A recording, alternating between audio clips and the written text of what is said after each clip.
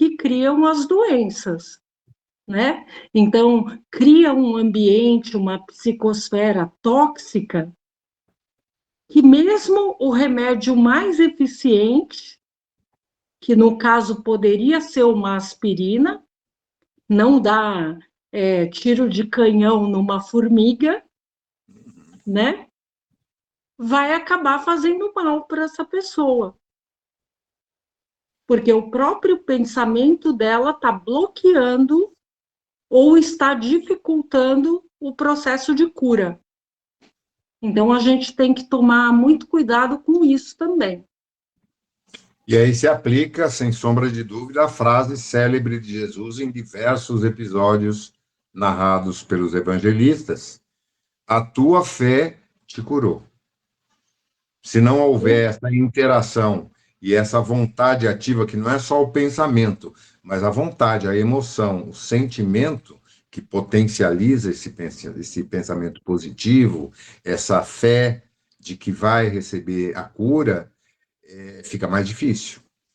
E muitos médicos hoje já se rendem a essa realidade. Eles não conseguem superar a resistência de um paciente rebelde, seja aquele que se recusa a fazer o tratamento de maneira adequada, seja aquele que não quer modificar seus hábitos, e seja aquele que, embora fazendo o tratamento, mudando os hábitos, não acredita no tratamento em si. Aí não vai funcionar mesmo, ou vai ter muito maior dificuldade de colocação. Vamos lá, vamos dar continuidade aqui. Consegui agora retomar a gravação. Peço desculpas a todos aqueles que vão nos assistir depois aí por esses gaps de gravação, mas é um problema de software que já tem sido recorrente. Eu estou trabalhando nisso, mas não vamos entrar em detalhes agora. Essas mesmas considerações podem ser estendidas à medicina espiritual, que lida com pessoas a reclamar da medicina extrafísica milagres que solucionem problemas, em grande parte das vezes, cultivados durante toda a vida. A cura pede de cada um uma mudança imediata e radical na forma de se conduzir, no que se refere à sua saúde física, mental e emocional. O papel do médico espiritual, tanto quanto do médico da terra, não é de curador, de quem subtrairá a responsabilidade da pessoa que o procura ou eliminará o foco da enfermidade, como se ele estivesse extirpando um tumor de maneira milagrosa, desmaterializando-o dentro do organismo da pessoa. Principalmente para aqueles que estudam e acompanham o Espiritismo já há muito tempo, vão se lembrar de diversos médiuns que fizeram, isso está fartamente documentado, inclusive em vídeo, curas absolutamente impressionantes, com cirurgias físicas mesmo, sem anestesia, sem nenhum tipo de equipamento. E aí a gente pode lembrar, aliás, de Zé Arigó, de Dr. Fritz e de tantos outros.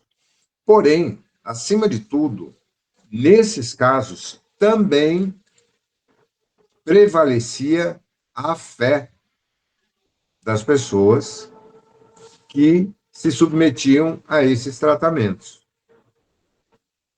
Continuando, acima de tudo, deve-se estimular urgentemente uma reforma na maneira de ver e administrar a saúde humana. Refiro-me à necessidade de reforma de hábitos, da alimentação, da maneira de lidar com as emoções, os pensamentos e a própria natureza do corpo humano. Observem-se que os hábitos arraigados nos últimos séculos quanto à alimentação, à saúde de forma geral, ao descaso do indivíduo com as ferramentas de manutenção da qualidade de vida, associado à entrega aos vícios de toda sorte, às ofertas do mundo moderno, ao sedentarismo e diversas outras situações. Ainda que possam ser imediatamente mais cômodas ou confortáveis, tais práticas comprometem a saúde do indivíduo, que transfere ao médico a responsabilidade de recuperar aquilo que ele mesmo não cuidou nem deu o devido valor. Uma comparaçãozinha grotesca aqui. Você compra um aparelho novo, tem lá um certificado de garantia, né? Praticamente tudo hoje tem um certificado de garantia. Porém, vem uma cláusula ali bem específica.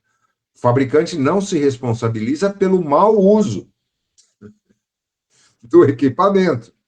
Seja um automóvel, um aparelho eletrônico, uma máquina de qualquer tipo.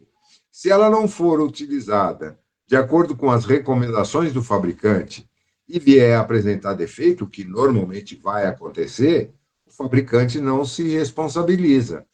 Papai do céu também não. Cada um que cuide do equipamento que recebeu da melhor forma possível e não se queixe depois. E se precisar de manutenção, não adianta recorrer ao fabricante, papai do céu, me cura, me ajuda, ou ao médico, ou à indústria farmacêutica, ou à entidade espiritual lá no centro, porque não vai rolar. A manutenção tem que ser feita pelo próprio usuário do corpo. E aí sim, uma ajuda exterior pode facilitar muito a recuperação ou pelo menos o rearranjo do organismo. Por outro lado, há que se considerar que muitas doenças congênitas ou hereditárias podem se associar diretamente ao passado individual, quando se compreende que o ser humano é muito mais do que um amontoado de músculos, nervos e ossos. É um ser energético, transpessoal, detentor de um histórico que antecede largamente o nascimento e projeta-se infinitamente além da sepultura. Enfermidades dessa natureza também merecem abordagem, visando a necessidade de a pessoa se reeducar num nível mais profundo. Em geral, denotam que o enfermo é um espírito em fase de reajuste perante as leis da vida, as quais, em algum momento de seu histórico pessoal como espírito, ele desvalorizou ou menosprezou, desrespeitando-se de modo intenso. A enfermidade surge, então, como pano de fundo para a reorganização mental e emocional, ou a reeducação em regime de urgência. Dessa forma, o médico, seja ele encarnado ou do plano espiritual, jamais poderá burlar a lei natural ou divina, tampouco impedir que a pessoa enfrente a colheita, que é compulsória, como resultado das sementeiras realizadas em seu passado. O máximo que o agente da saúde pode fazer, quando for permitido e nas ocasiões em que a pessoa compreende o processo e se interessa por participar dele, é amenizar, dar apoio e aumentar as chances de qualidade de vida, mas, invariavelmente, com o consentimento e a participação do consulente. Geralmente, as doenças que estão formatadas, programadas no código genético do indivíduo, têm causa anterior à vida atual, ao presente estágio físico. Contudo, certas enfermidades ocasionais, aquelas decorrentes de hábitos alimentares, vícios, de uma vida desregrada na atualidade, são produto do descaso com a própria saúde, invigilância da pessoa, desprezo pelos limites da sua vitalidade orgânica e outros fatores que podem, inclusive, influenciar os estados emocionais e psíquicos de meus irmãos.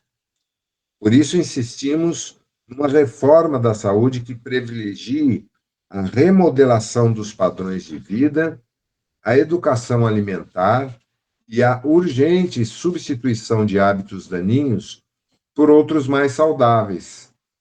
Isso é algo que os médicos poderão somente orientar, jamais poderão substituir o paciente no momento em que esse executa seu programa de reforma de conceitos e atitudes em relação à saúde. Emoções descontroladas, maus hábitos emocionais, ingestão indevida e desmedida de bebidas alcoólicas, uso do tabaco, falta de exercícios, de lazer ou de alegria, são fatores preponderantes. E a transformação desse quadro é essencial para que a saúde humana seja reestabelecida, mantida e estimulada. Aos poucos, o médico da Terra, representante da medicina tradicional no mundo, verá que o homem precisa ser visualizado de maneira integral e não fragmentada. E o próprio ser, tanto quanto o seu médico, gradualmente perceberá que um espírito eterno estagiando temporariamente num corpo físico, que se põe em incessante interação com o mundo sutil das energias do cosmos, por meio de outros corpos mais sutis que estão em harmonia com outras dimensões da vida. Sob essa ótica, será possível notar que muitas enfermidades estão associadas ao egoísmo, à egolatria, aos vícios morais, aos excessos da sexualidade em desarmonia, a atitudes mentais e emocionais descontroladas ou conflitantes. Se não levarem esse aspecto em conta, paciente e médico correm o risco de que o tratamento seja apenas paliativo e não atenda à gênese da problemática individual. É claro que não incentivamos nem defendemos a tese de que se deva transformar o consultório em centro espírita, tanto quanto não se deve transformar o centro espírita em consultório médico. Contudo, ao se considerar o ser humano de forma não fragmentária como um ser integral, composto de mente, espírito e corpos de natureza energética, é essencial pensar seriamente na reeducação do paciente, em remodelar e reprogramar mente e emoções, objetivando a saúde integral. Quer se acredite ou não, o ser humano é um ser interdimensional e o corpo não é o único fator a ser tratado. Emoções, sentimentos, pensamentos e atitudes influenciam de maneira substancial o estado de saúde ou a enfermidade apresentada ao representante da medicina, seja terrena ou espiritual. Curar não significa apenas estancar a dor ou cicatrizar o ferimento. Mais do que isso, a cura passa por uma reavaliação das atitudes e pela reprogramação das emoções, bem como pela reeducação dos conceitos e hábitos do paciente ou consulente. Cabe aqui um outro parênteses. É óbvio que os problemas causados por situações acidentais, uma queda, um acidente automobilístico, um choque elétrico, uma queimadura, tudo aquilo que é acidental não está incluso nisso. Porém, se observado com atenção, até aí a gente pode observar alguma influência na conduta, seja ela mental, emocional, seja ela no campo dos pensamentos ou da atividade física. Alguém que dirige com desatenção, excesso de velocidade, sem cuidados necessários, que não faz a manutenção do seu veículo, pode sofrer um acidente, mas a causa do acidente também está no seu comportamento. Alguém que é muito atropelado, está sempre querendo fazer 2, 3 coisas ao mesmo tempo, não presta atenção no seu cotidiano e, de repente, sofre uma queda decorrente dessa falta de atenção, também está ocasionando o acidente por seu comportamento.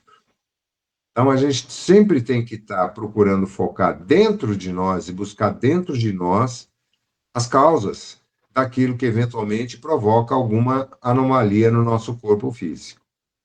Aberto para comentários aí?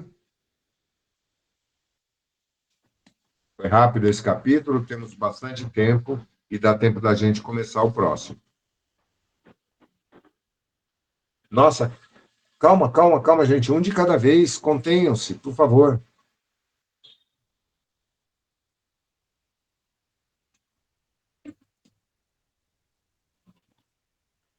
Nem para me ajudar a tomar um fôlego, né? Tá bom. Vocês são muito malvadinhos. Obrigado, Mel. Fala. Acho que é importante a gente colocar nesse momento o seguinte, que, como eu tinha falado antes, além de a gente produzir a nossa própria realidade através dos nossos pensamentos, a gente também tem esse mesmo poder através das nossas palavras e das nossas atitudes. Então, se a gente for parar para analisar, o tempo todo nós somos influenciados pelas leis universais que regem o equilíbrio do universo. Então, quando a gente pensa em universo, a gente está pensando no todo. E quando a gente pensa em micro-universo, ou seja, na nossa psicosfera individual, a gente tem que lembrar que as mesmas leis estão atuando numa escala menor. Por isso, a nossa responsabilidade com a nossa saúde, ela está ligada ao tipo de ambiente que nós estamos inseridos, ao tipo de crença que a gente alimenta no nosso subconsciente, as nossas interações com os ambientes e com as outras pessoas, e uma das coisas mais importantes é a nossa reação às situações e às pessoas, porque isso determina com muita clareza e muita rapidez também a mudança no nosso organismo bioplasmático. Os nossos padrões de pensamento, de ações e de palavras, eles estão sempre modificando à medida que a gente interage com outras pessoas ou em ambientes diferentes, porque a gente faz troca de energia. A gente está sempre emanando e absorvendo energias.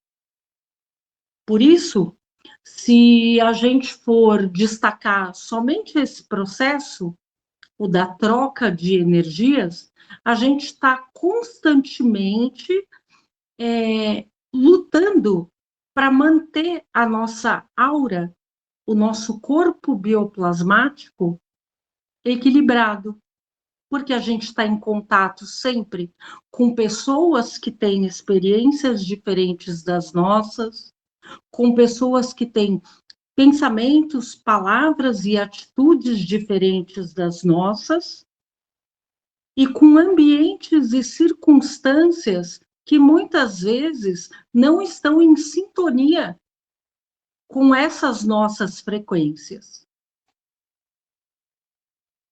E toda essa troca de energia, essa interação, causa reflexos no nosso corpo espiritual e, consequentemente, se reflete no nosso corpo físico.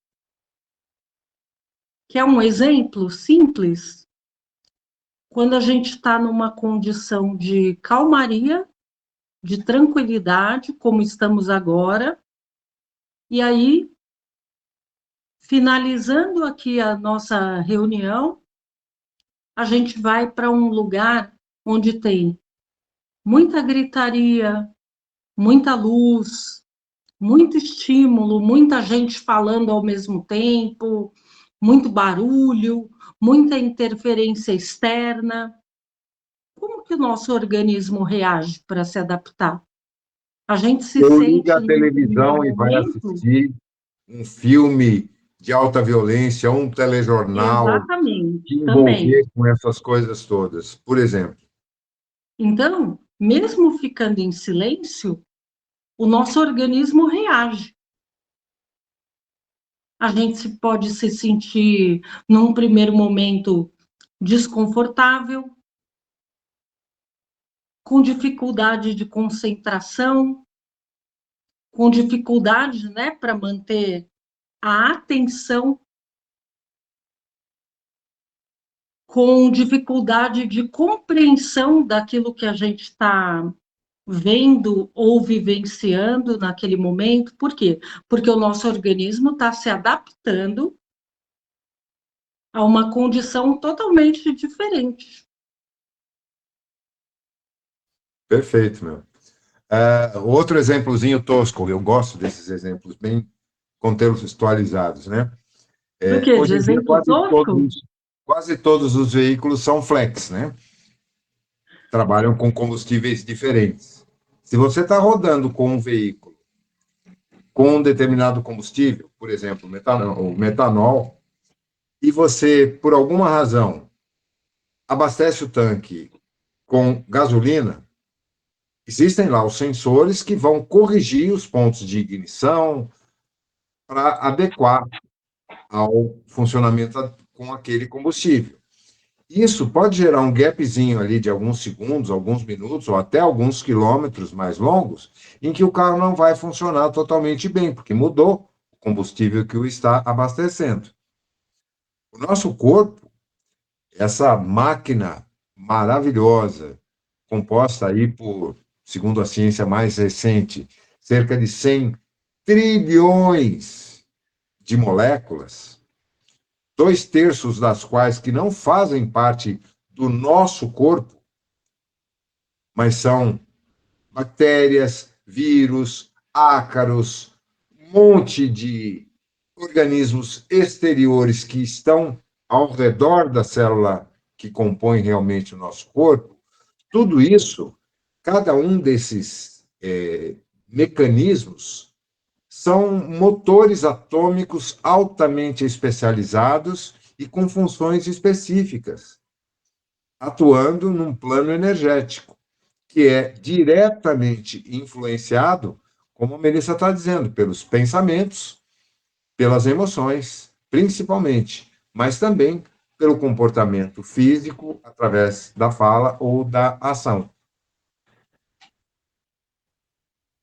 Por essa razão, a gente tem que lembrar, né, que orar e vigiar não é para os outros, é para si próprio, né, para a gente poder manter a nossa frequência original, que mesmo que ela não seja perfeitamente aceitável, dado o nosso grau de evolução, ela está perfeitamente adaptada a nós. E aí, nesse sentido, a gente consegue perceber facilmente, quando a gente está alerta, né, com o orar e vigiar, que algo está destoando do nosso equilíbrio. Por isso, muitas vezes, a gente tem reações físicas ou reações emocionais a problemas que muitas vezes nem chegaram a nos atingir diretamente. Por quê? Porque o nosso corpo espiritual, nosso corpo bioplasmático, ele está captando essas energias e comparando com o padrão das nossas. Então, muitas vezes a gente se sente sugado, se sente drenado, cansado, desorientado, e todas as condições adversas possíveis, até que a gente tenha um sintoma. E quando a gente tem um sintoma, é porque o nosso corpo espiritual está sobrecarregado com uma densidade energética tão grande que precisa ser extravasada. Então surge um sintoma. E esse sintoma, quando não é devidamente valorizado e neutralizado, ele pode se transformar num quadro clínico, ou seja, numa doença. São as luzinhas de advertência no painel de controle ali. Então, quando a gente pensa em doenças, sejam elas mentais, emocionais ou físicas, a gente está falando exatamente sobre essa condição, essa sobrecarga de energia densa que a gente conseguiu acumular dentro do nosso organismo, dentro dos nossos corpos sutis, e que em algum momento precisaram ser extravasadas. Ponto? Bom, vamos começar então o capítulo 4. Onde está o doutor? Também é curtinho. No dia a dia da vida espiritual, desembarcam do lado de cada vida muitos de meus irmãos que tiveram alguma experiência profissional no ramo da saúde na Terra. Enfermeiros e médicos, terapeutas e psicólogos chegam através das portas da morte e encontram a verdadeira vida, muito embora nem sempre estejam preparados para o que encontram nessa dimensão da verdade. A morte é a grande reveladora da verdade a todos os irmãos da Terra. Constitui ainda uma grande decepção para aqueles que esperam que títulos, posições sociais, patrimônio e conhecimento que eventualmente detenham sejam considerados, do lado de cá, credenciais que lhes permitam continuar no mesmo estilo de vida. Não raro, essas expectativas têm origem no desejo de aparecer, brilhar, mesmo que temporariamente, e conduzir suas disputas da forma como fizeram em sua última etapa de vida. Meus irmãos já pensaram que, da mesma forma como ocorre com os médicos, chegam ao plano imortal aqueles que foram, na Terra, engenheiros, lavadeiras, pedreiros, faxineiros e outros mais, que ocuparam cargos comuns ou viveram experiências em situação social e econômica simples e sem destaque? Curiosamente, e aqui eu vou acusar o Gleber de plágio, tá? Porque isso eu falo desde muito antes de ter conhecimento desse livro. Nunca vi nenhum espírito, ao se manifestar em determinado médium, apresentar-se como pedreiro José, engenheiro João, lavador de carros Antônio. Nunca vi nem mesmo um dentista desencarnado apresentar-se a médiuns como dentista fulano. Talvez esse fato merecesse uma reflexão por parte de meus irmãos na Terra. Acredito, sinceramente, que fatores culturais advindos do passado colonial no Brasil fizeram com que meus irmãos espiritualistas dessem mais valor ao título de médico que ao de lavadeira, preferissem a alcunha de doutor à de professor ou quaisquer outras. Em minhas reflexões, como aluno da Escola da Vida, fico pensando como os títulos ainda são mais importantes do que as realizações, ou como as aparências são mais intensamente consideradas do que a essência entre meus irmãos da Terra. Tenho encontrado do lado de cada vida muitos irmãos que nunca ostentaram título algum ortogado pelas academias do mundo, aos quais reverenciam como elevados orientadores evolutivos ou referências de vida espiritual elevada. O contrário também ocorre quando vejo aqueles que na Terra tiveram a oportunidade de aprender a servir como missionários da saúde e da vida, auxiliando outros de meus irmãos a valorizar o maior bem do universo, a própria vida. Aqui não passam de mendigos espirituais, devido ao modo como representam seu papel no mundo. E quando digo isso, não estou me referindo à aparência de santidade ou espiritualidade de muitos irmãos ligados à medicina terrena, mesmo que tenham algum ou muito conhecimento espiritual.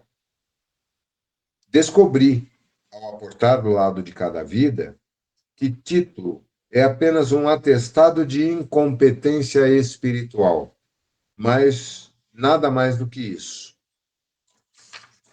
Posições sociais e mesmo aquelas galgadas nos meios espiritualistas ou acadêmicos consistem somente em entraves do lado de cá.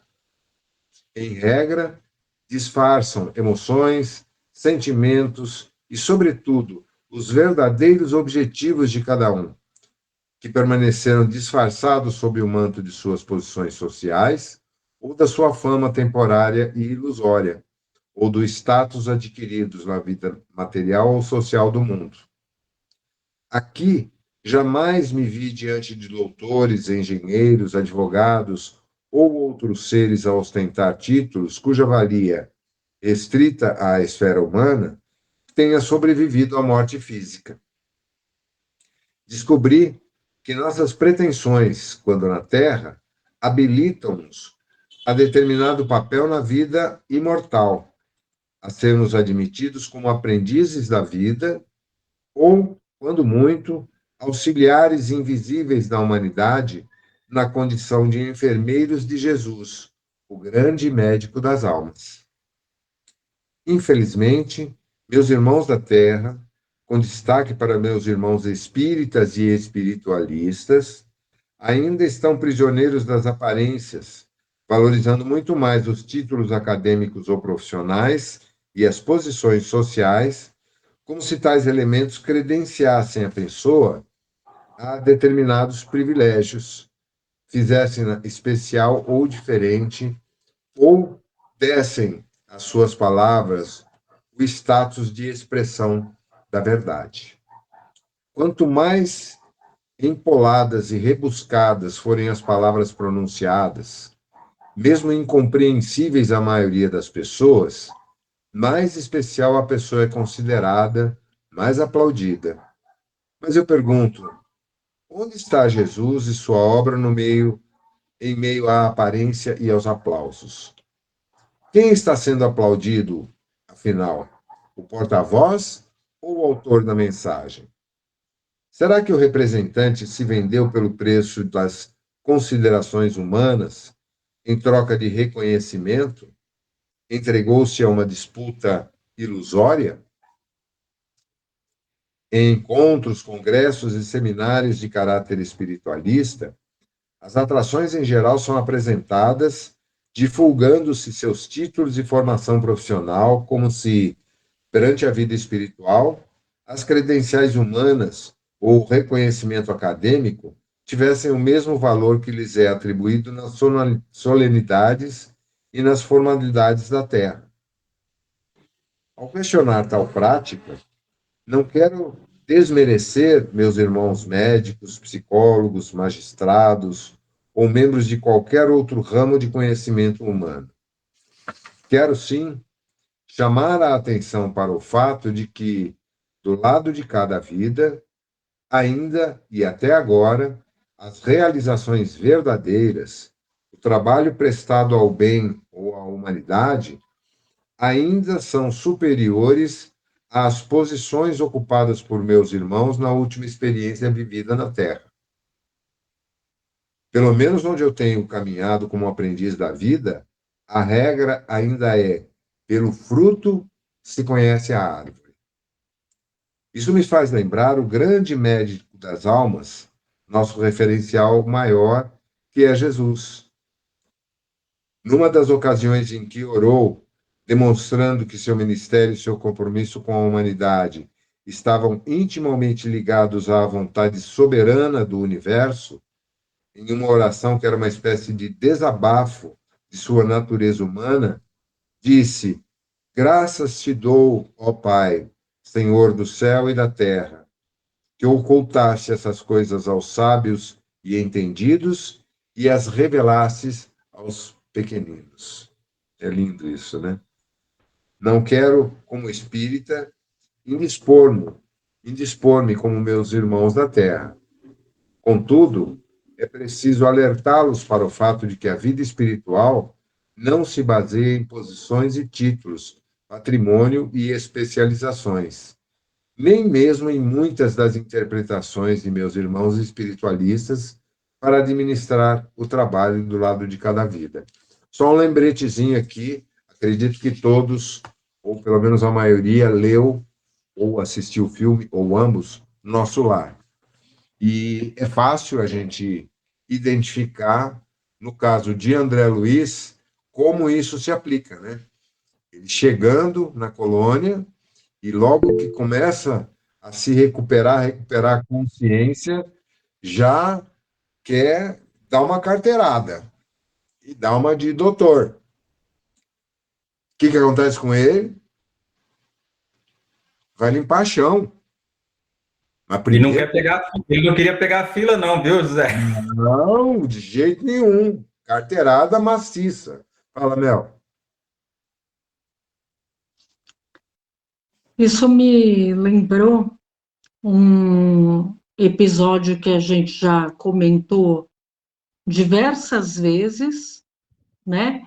E que gerou assim situações bem desagradáveis nos nossos círculos de atuação.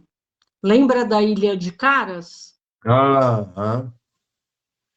Então, a Ilha de Caras foi o nome, o apelidinho carinhoso que foi dado a um grupo de desenvolvimento mediúnico que eu e o José Antônio participávamos e que só recebia celebridades, um mais famoso que o outro, Participamos durante um curtíssimo vírgula, espaço de tempo e vírgula. nos afastamos. Participamos e assim que identificamos, pulamos fora. Então, só para gente poder ilustrar essa situação, tem até uma piadinha, né? Que é assim, a pessoa quando faz faculdade de medicina acha que é Deus e quando se forma tem certeza. Porque, infelizmente, por razões culturais na nossa sociedade, todo mundo está acostumado a idolatrar os médicos em detrimento dos outros profissionais. Hoje um Então, pouco muitas menos, vezes, mas ainda. quem faz o trabalho de desenvolvimento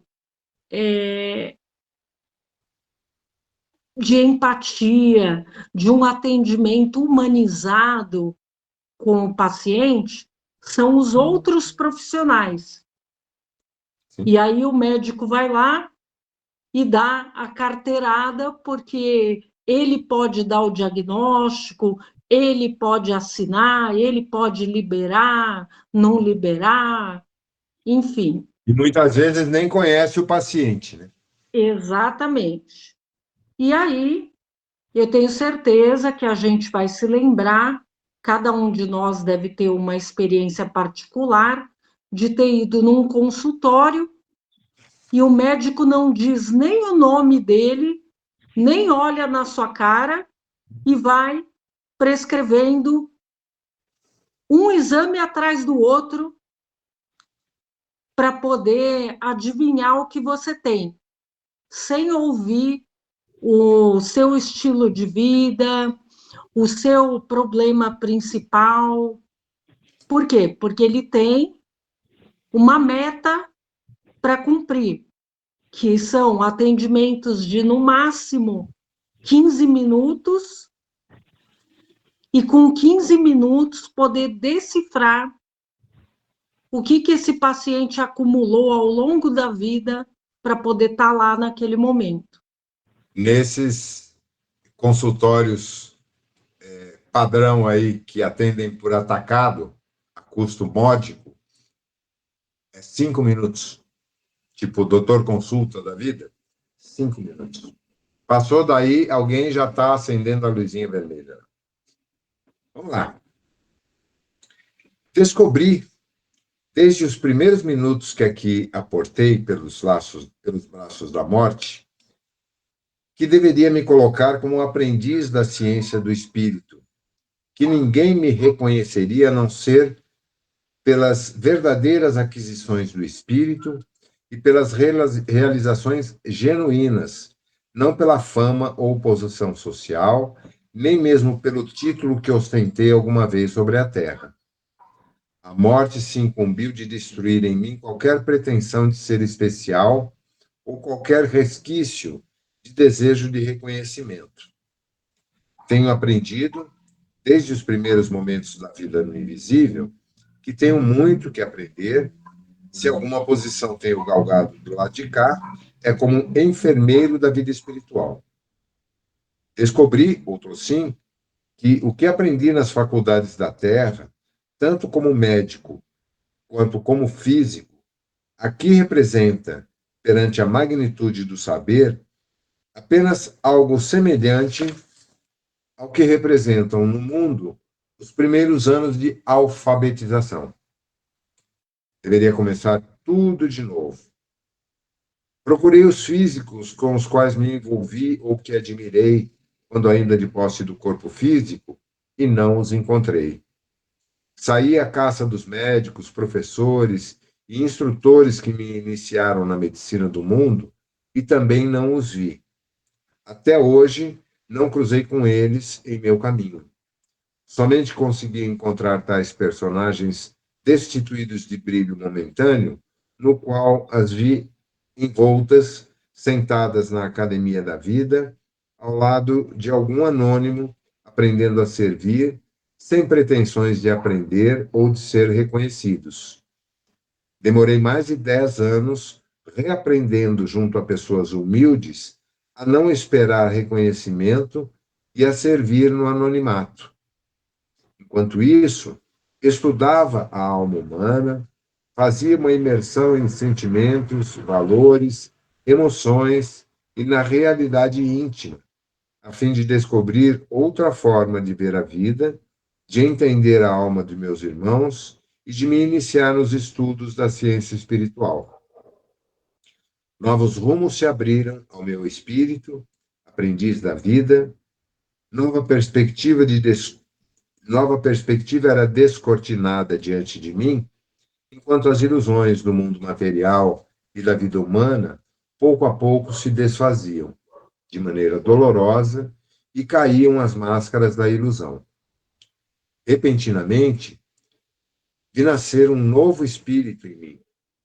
À medida em que ruíam os ídolos, as ilusões e alguns sonhos pessoais, reflexo de alguma visão material, ressurgia o Espírito, o Filho de Deus.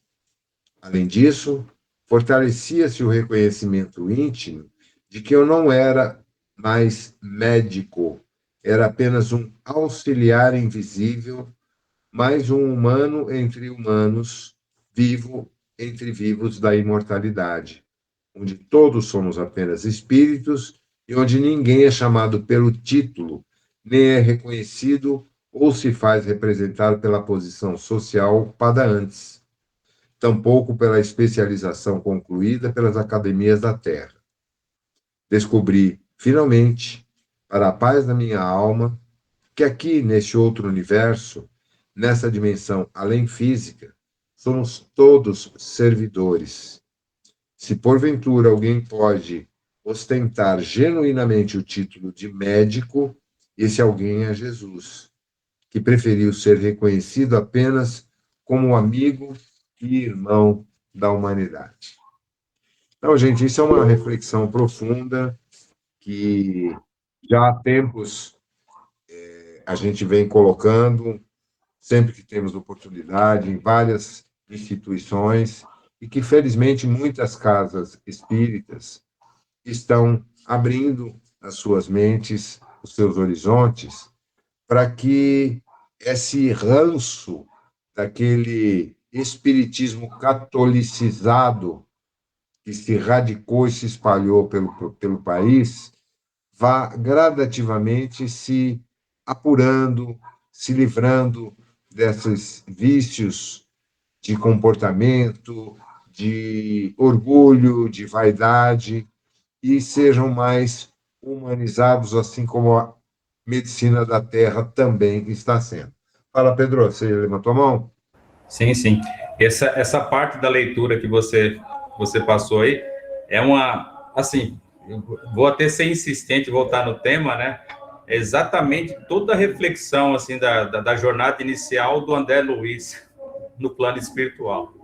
Ele chegou lá com todo o ego, assim, a pompa, assim, como você disse, da condição que ele tinha aqui como médico, né? Ou a posição na sociedade, né? Então, quer dizer, ele demorou muito até refletir e zerar todo esse ego que ele tinha e saber que ele estava começando do zero, né? Teve até, inclusive, em relação a dizer assim que quando você muda de plano, como se diz, todos os títulos vão embora, condição social, tudo vai embora. E até na própria jornada do André Luiz, né, tem um momento que ele encontra uma senhorinha lá que foi cliente da clínica dele, né? E ela olha ele até assim com espanto, doutora, o senhor aqui e tudo, né? Eu vim para cá direto, mas para cá direto para a Polônia. Imagina que você também, sendo um homem bom, você também veio direto para cá, né? Então, ele ficou envergonhado e o mentor dele lá, o orientador, não falou nada, né? Mas ele se sentiu envergonhado. Para você, uma pessoa tão simples, né? Não passou por todo o sufoco. E foi a única que orou por ele. Isso. Quando ele desencarnou. Perfeito. Porque nenhum dos seus amigos de hospital ou de vida social tiveram nenhuma menção assim espiritual em relação a ele. Então, eu acho que esse momento, assim, acho que foi um dos Gente, momentos da virada dele, né? Eu esqueci da vida aqui, nós esquecemos de mudar de sala. Vamos encerrar esse aqui, já está bem avançado. Vou encerrar aqui e abrir a outra.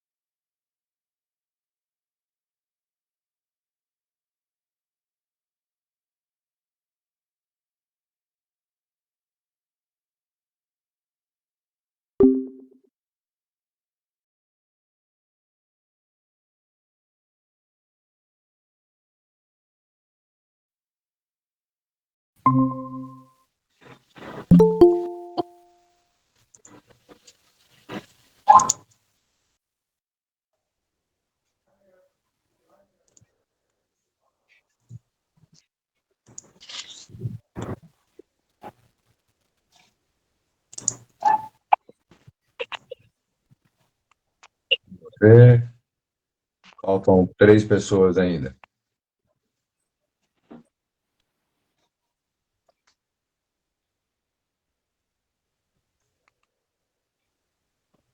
O Cássio. Bom, continuando, né, nessa linha, Pedro, é muito interessante a gente fazer um comparativo, né? André Luiz, segundo os relatos, é um cara que viveu num momento anterior ao Joseph Gleber, quando encarnado. numa cultura diferente, no Brasil. Ele tinha uma posição social muito elevada, era um cara rico, tinha uma família invejada, tinha um patrimônio considerável. Seu pai era um proprietário de muitos imóveis, de muitos bens, e facilitou demais a vida dele. E ele era um bom vivant, era um viciado, bebia pra caramba, teve sífilis, que foi a causa da morte dele, ou seja, doença venérea, se envolvia com prostitutas. E isso era normal na época dele. Era o esperado de alguém com aquela projeção social. Então, o desencarne dele ocorreu ainda enquanto ele era relativamente jovem, mas no auge da sua condição social, e provocou todos aqueles eventos que ele narra no início do nosso lar, principalmente a passagem dele pelo umbral. O Joseph Kleber, ao contrário, é um cara que viveu durante o período da Segunda Guerra Mundial. Ele já era formado em medicina e depois em física, quando iniciou a guerra. Não se fala nada sobre como era a vida social dele, mas ele foi requisitado pelo governo nazista para trabalhar a serviço dos planos de destruição. Ele não entra muito em detalhes, mas a gente conhece o suficiente na história sobre cientistas que foram, alguns obrigados, outros voluntariamente, desenvolver armas de destruição em massa e uma série de outras maldades e crueldades. No caso dele, ele foi, de certa forma, contrário. Pelo menos ele deixa, no resumo que ele faz aqui sobre a vida dele, no início desse livro, e em outras obras também, que ele se recusou a continuar participando daquilo. Usaram a família dele para pressioná-lo, e quando ele se defrontou com uma situação que era absurda demais, ele, mesmo sabendo que a família seria sacrificada, recusou e foi também incinerado nos fornos, onde ele deveria desenvolver tecnologia para acelerar o processo. Ele, a esposa e os filhos foram todos incinerados nos campos de concentração. Então, são situações muito distintas, o que, de certa forma, fazem com que a gente imagine alguém que teve a coragem de abrir mão da própria vida e da família para se manter coerente com princípios, com valores mais elevados, ao desencarnar, tenha outro tipo de recepção ou de acolhimento em relação àquele que desencarnou no auge da vida, dos prazeres e da esbórnia. São situações muito distintas, né, de um e de outro. Isso nos faz pensar também em relação às pessoas da nossa sociedade, do nosso tempo, que eventualmente encerram a sua jornada, e procurar imaginar como seria a condição em que elas são recebidas ou foram recebidas no plano. Cris, por favor, querida, fecha teu áudio. Está dando interferência aqui. Eita, Obrigado. desculpa. Nada, imagina. Acontece mesmo. É que às vezes a gente está mexendo alguma coisa com o áudio aberto e faz um barulho danado aqui. Então. Fechei? Oi, oi? Não fechou não. Não. Aí, agora sim. Obrigado. E essa observação deve fazer com que a gente mude o foco e olhemos para nós mesmos. Quando chegar a minha hora, pode ser hoje, pode ser daqui a um mês, Pode ser daqui a 10 anos, não importa, mas vai chegar. Será que eu estarei, digamos assim, apto a ter um acolhimento, uma passagem mais tranquila ou não? Essa é a pergunta que todos devemos fazer e olharmos para nós mesmos. Eu, por exemplo, já relatei isso para vocês aqui, não é segredo nenhum. Eu sou um suicida. Eu sou tabagista há mais de 50 anos. Eu tenho consciência plena disso. E também tenho muita informação que me leva a acreditar que o amor cobre a multidão dos nossos pecados. Então eu procuro amar muito, para pelo menos diminuir um pouquinho a minha capivara. Compensações. Nós vivemos num plano de aprendizado em que estamos capacitados a realizar compensações, porque o nosso nível de desenvolvimento espiritual ainda é muito primitivo. Todos nós, sem exceção. E eu não me refiro ao grupo de estudos do Seara Esperança. Eu me refiro a todos nós, seres humanos atualmente encarnados no planeta Terra. Salvo raríssimas e honrosas exceções, somos todos ainda muito primitivos no desenvolvimento. Então, todos temos ali os nossos vícios, as nossas picuinhas, as nossas dificuldades, os gatilhos que nos levam, como a Melissa citou muito bem no começo, a ter reações intempestivas, a sermos desproporcionalmente reativos a determinadas situações que ocorrem no nosso dia a dia, no trabalho, no trânsito, em família. Todos estamos mais ou menos nessa bagagem. E está tudo bem, é assim mesmo, é o esperado de nós. Que erremos com muita frequência, que escorreguemos e caiamos, e tomemos altos tombos. Faz parte. E, como fomos privilegiados com a possibilidade de desenvolver um pouco mais o nosso conhecimento e, através dele, a nossa consciência, a ponto de cada um de nós aqui tem algum tipo de ação, de pensamento, de sentimento, de oração, vibração positiva. Mas não nos devemos achar muito acima da média, não. A gente está ali, ó, raspando na linha de corte.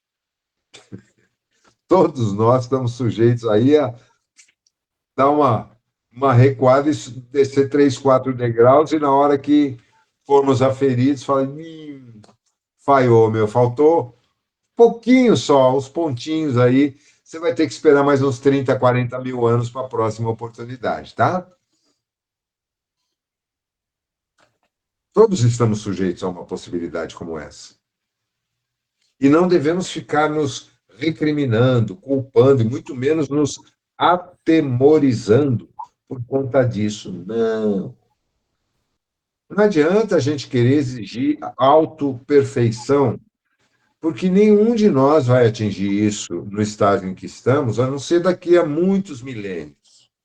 Angelitude, então, está fora do alcance da nossa imaginação conceber o tempo, na nossa forma de conhecer o tempo, necessário para que nos tornemos anjos. Mas chegaremos lá indefectivelmente. O progresso é inevitável. Então, o que realmente nos compete nesse momento que a gente está vivendo é procurar desenvolver dentro de nós, e aí eu repito novamente o que a Melissa colocou, essa capacidade de amar. Fala, Mel. Eu queria fazer uma sugestão.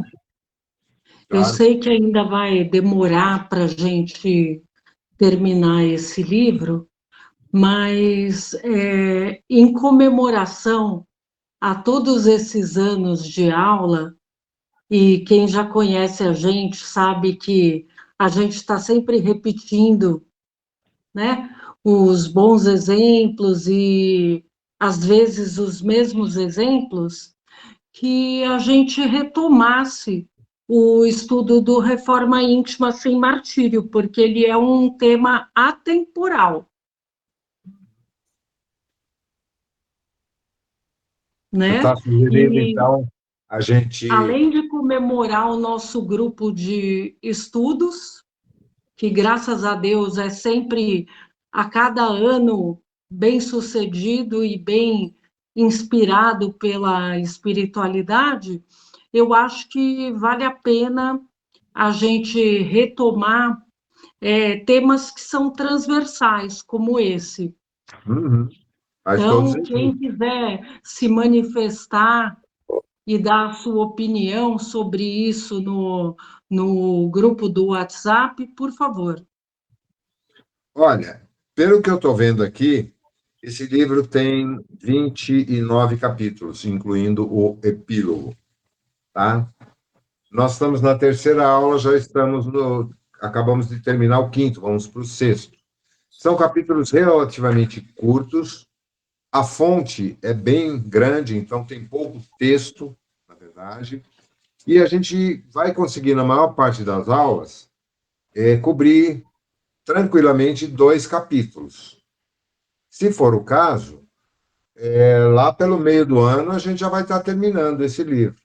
Aí poderíamos ou abortar o outro que havíamos optado, né, e começar com Reforma Íntima Sem Martírio, ou, como muita gente já comprou aquele livro também, iniciarmos aquele lá, concluirmos o ano com ele, e no próximo ano, ou no próximo momento em que os livros tiverem já sido estudados, a gente colocar como próximo o Reforma Íntima Sem Martírio, que, sem dúvida, primeiro é uma lembrança muito carinhosa para todos nós que acompanhamos desde aquela época, né?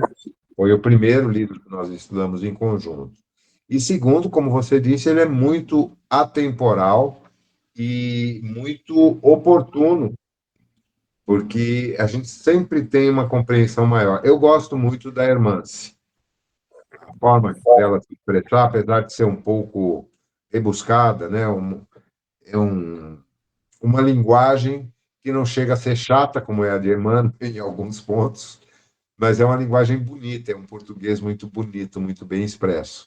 E naquele livro ela foi realmente muito feliz ali. Então, vamos colocar isso para todo mundo avaliar também. Mas temos tempo adiante. Por hora, com relação a esses 2 capítulos que estudamos hoje, né? Onde está o médico e o papel do médico. Alguém quer fazer mais algum comentário? Tem alguma dúvida? Por favor, gente, vamos interagir, tá? Para não ficar tão distantes assim. Ainda temos 10 minutinhos. Dá tempo de colocar bem. Dá oportunidade. Pedrão, você chamou primeiro.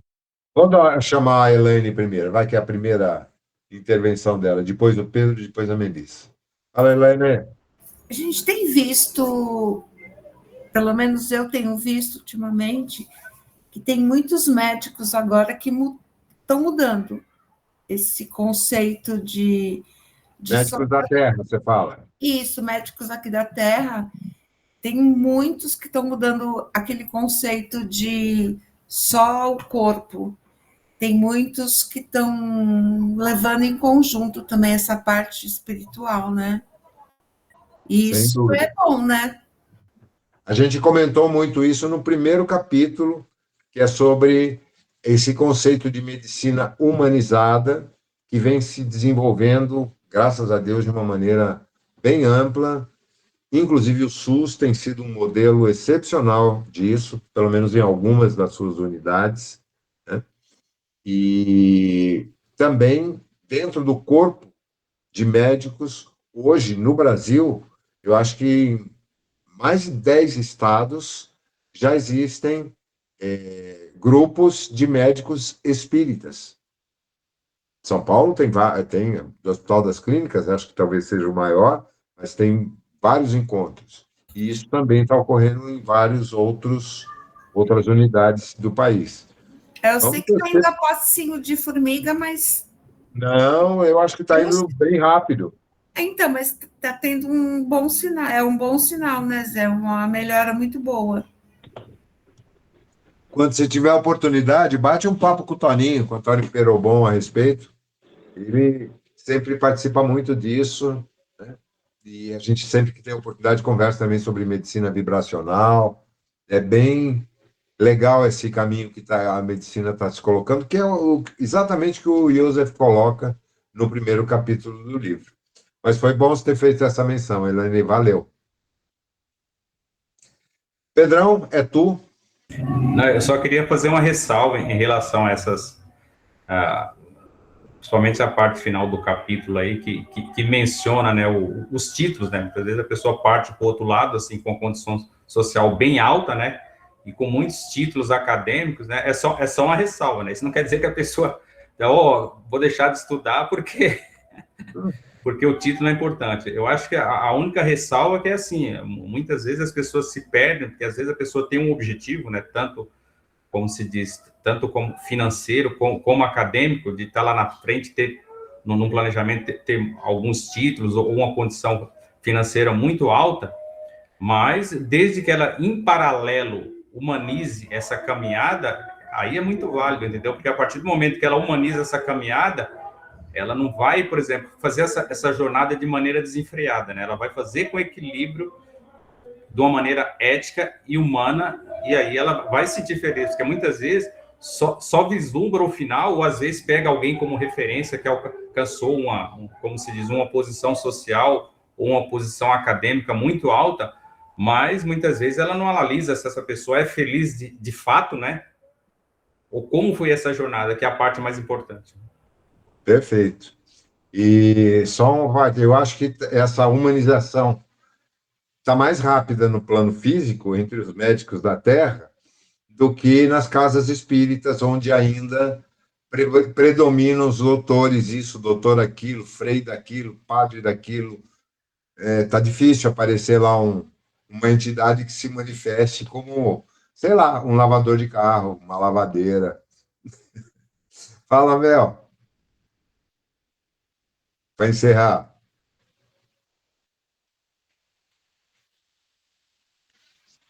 Mel?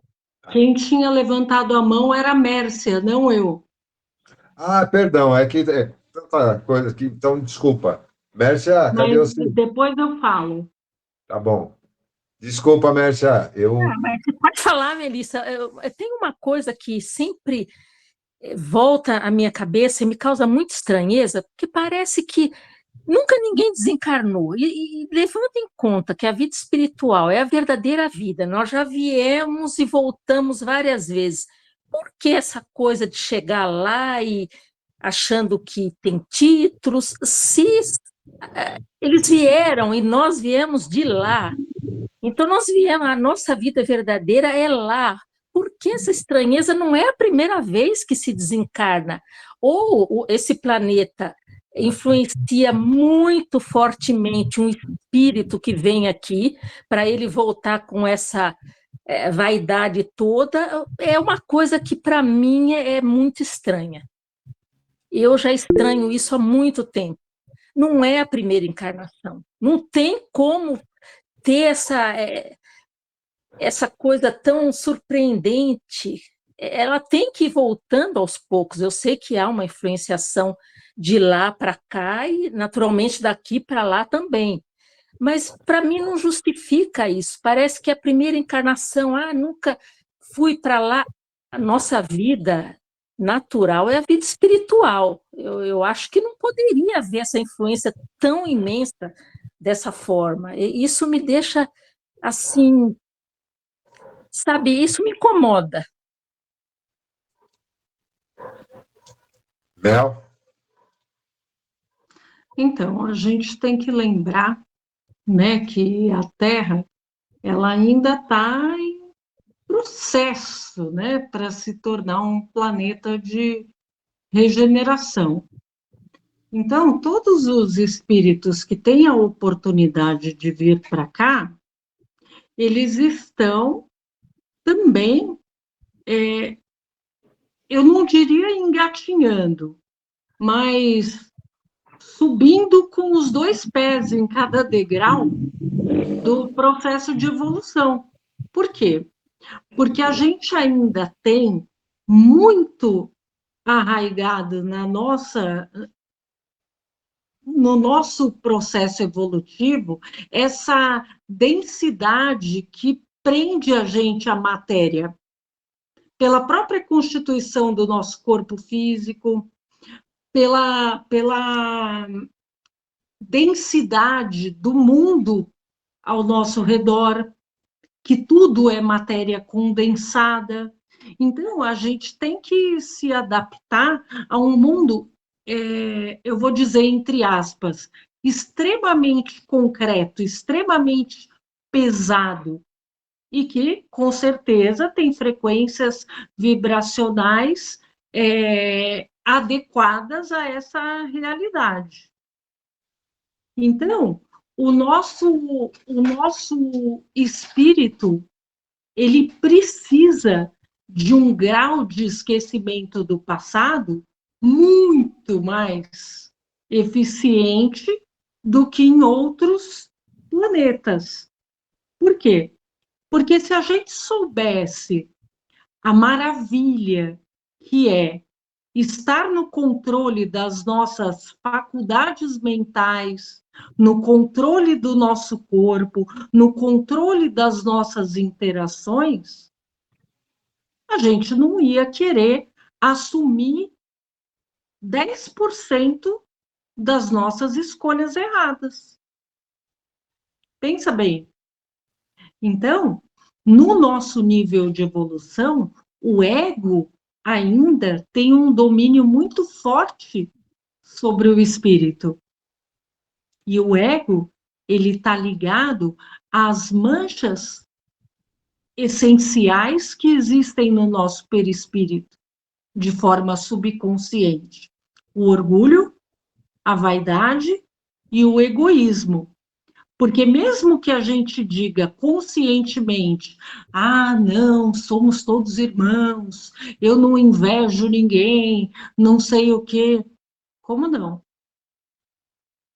Basta a gente perceber que uma pessoa que não se esforça, aparentemente, para nós, que não conhecemos a fundo a realidade dela, uma pessoa que não se esforça quase nada para conseguir as coisas que a gente ganha só suando a camisa, não é uma questão de inveja, é uma questão de comparação imediata.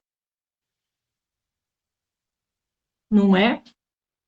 É uma reação que a gente tem quase de maneira automática, subconsciente. Por quê? Porque apesar de a gente conhecer na teoria o que é a colaboração entre os espíritos, que a gente só vai evoluir um degrau quando 1000 espíritos formarem uma consciência e uma massa crítica que permita a gente elevar o nosso padrão vibratório, a gente ainda tem dificuldade de dividir aquilo que é essencial para nós. A gente divide só o supérfluo. Entendeu? E isso não se aplica só a coisas materiais. Eu vou doar o que eu não quero, o que eu não uso mais, o que está sobrando. Isso se aplica também a questões morais, a questões espirituais. Quando a gente pensa, por exemplo, olha, eu tenho um parente que me torra a paciência. Qual é a primeira coisa que a gente pensa? Eu não vou dizer inconscientemente, porque a gente sabe em como lidar com essa pessoa. Então, reduzir as oportunidades de contato, de interação. Quando interagir, simplificar o máximo possível para se livrar logo dessa pessoa. Não falar sobre assuntos que possam deturpar ou prejudicar a nossa autoimagem. Por quê? Porque sabe que aquela pessoa vai cair matando em cima. Então, automaticamente, você já se defende antes de ser atacado. E o que é isso? Responde para mim. É orgulho, é vaidade ou é egoísmo? Ou é um pouco de cada? Não é? Quando que a gente recebe uma promoção magnífica de uma coisa que a gente estava querendo muito e vai falar para a loja, olha, vocês erraram, o desconto que eu devia receber era de 5%, eu recebi de 50%. Não vai. Entendeu? E isso se aplica também ao nosso carnezinho lá das encarnações. Quando uma pessoa conta um problema difícil, mesmo que a gente não fale nada, a gente pensa assim, é porque ela não sabe o quanto que eu já passei, o quanto que eu já sofri, o quanto que eu tenho que aguentar. Porque o nosso ego ainda fala mais alto. E o egoísmo, essa palavra, etimologicamente falando, ela vem de ego, né? É deixar o ego transparecer mais do que o nosso espírito. É deixar que as reações imediatas a esse apego à matéria apareçam mais.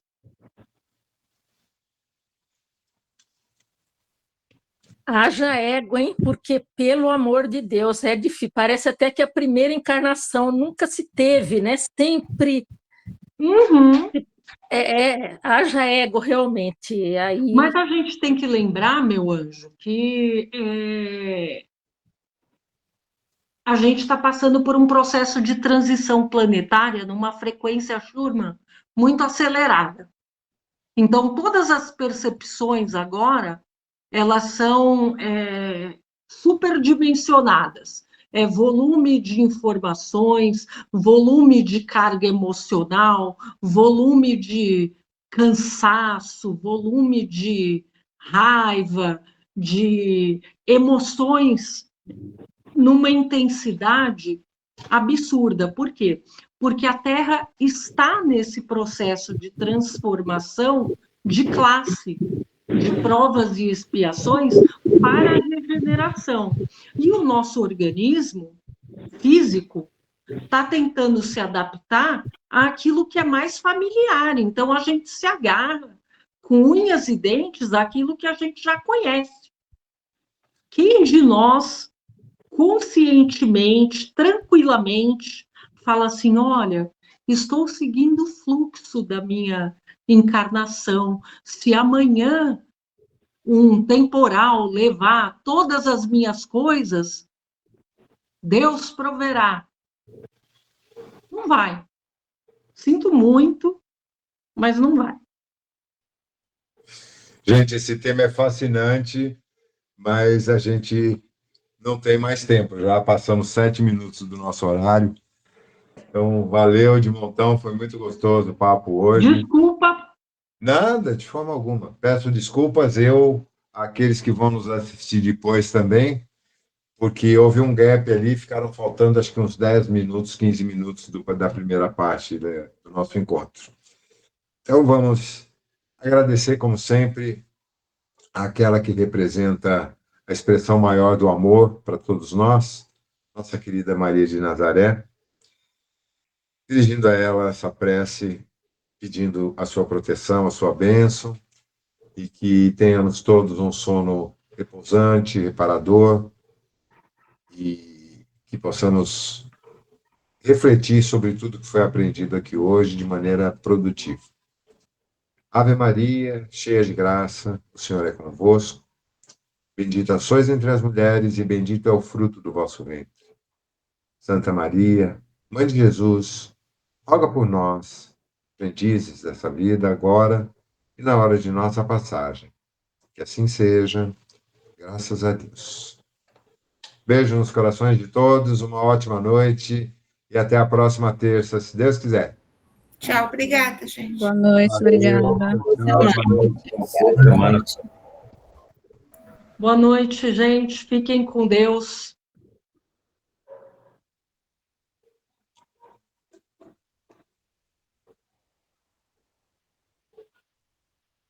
Daí isso aí também. O Cássio não voltou, né? Não. Acho que ele caiu, ele estava com o computador dele travando também.